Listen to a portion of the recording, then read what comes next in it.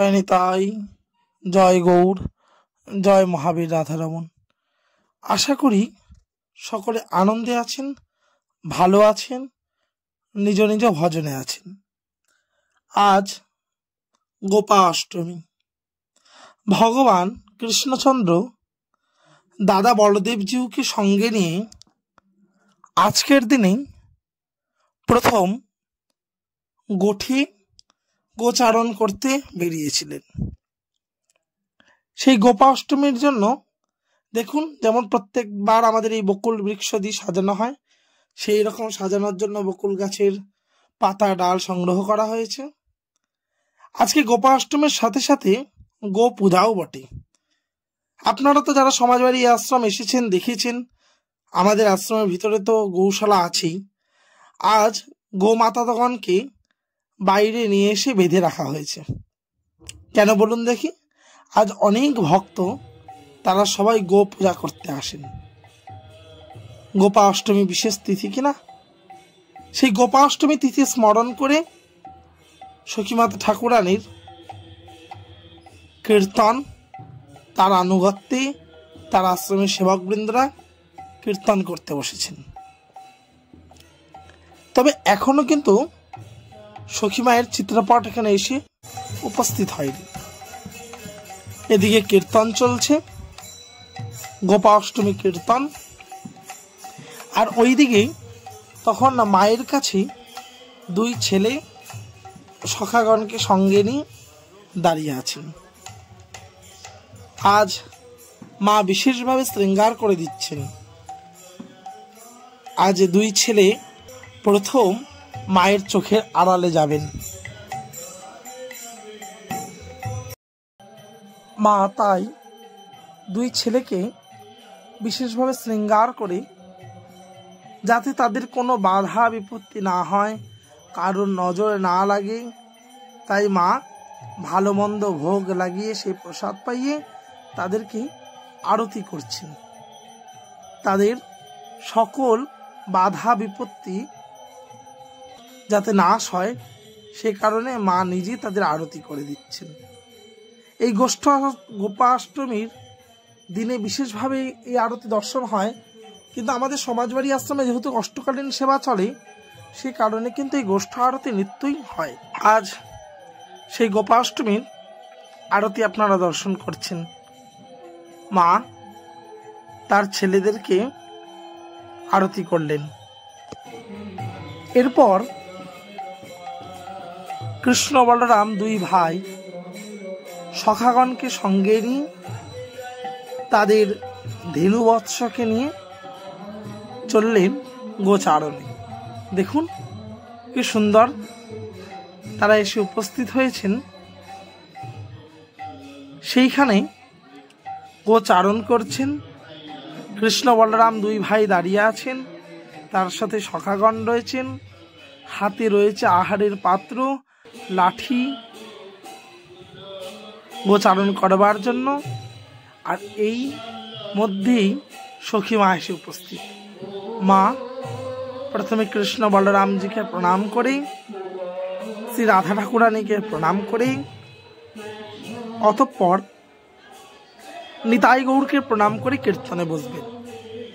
যে কোনো কীর্তনে আপনারা এই দেখে থাকেন যে মা কিন্তু প্রথমেই শ্রী গুরুদেবকে প্রণাম করে আসেন, তারপর ঠাকুরগণকে প্রণাম করে তারপর কীর্তনে এসে উপস্থিত হন। আসুন আমরা সখী মায়ের আনুগত্যে সেই গোপা অষ্টমী কীর্তন শ্রবণ করি।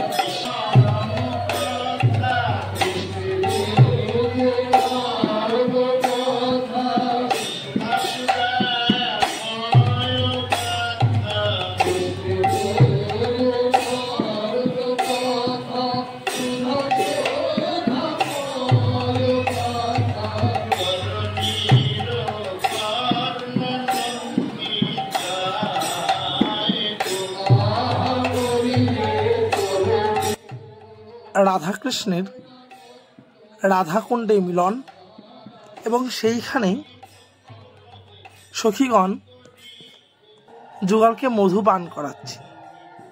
কুণ্ডে মধু পান কেরি সেই মধু পান করাচ্ছেন। এই গোপাষ্টমীতে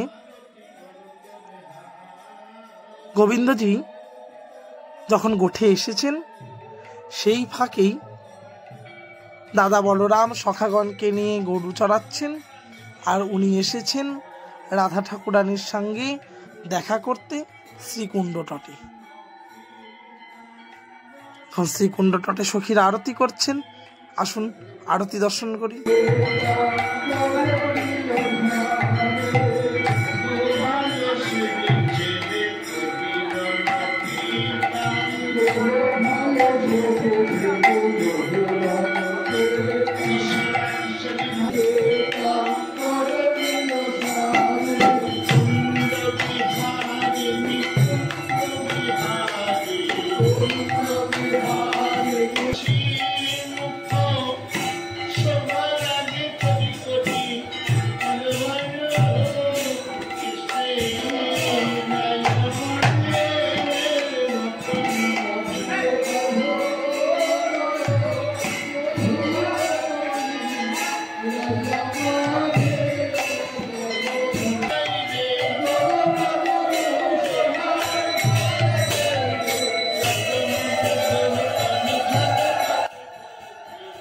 আজ কিন্তু গোপাষ্টমীর সাথে সাথে আমাদের আরো একটি বিশেষ আনন্দের দিন।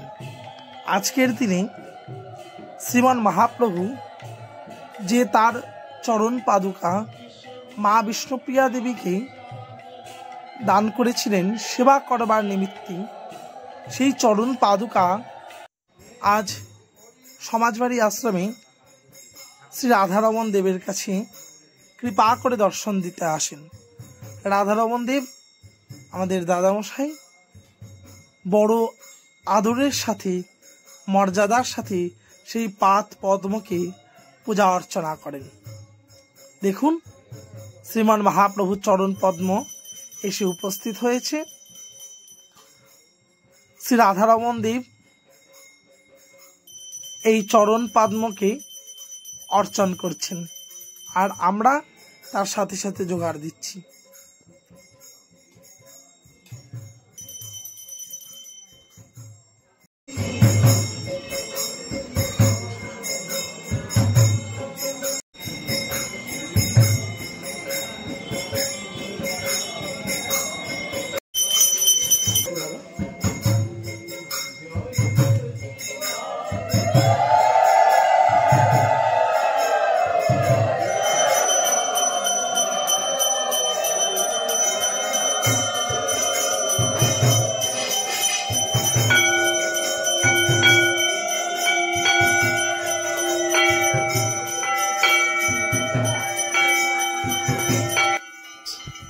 আজ সত্যি বড় আনন্দের দিন জানেন।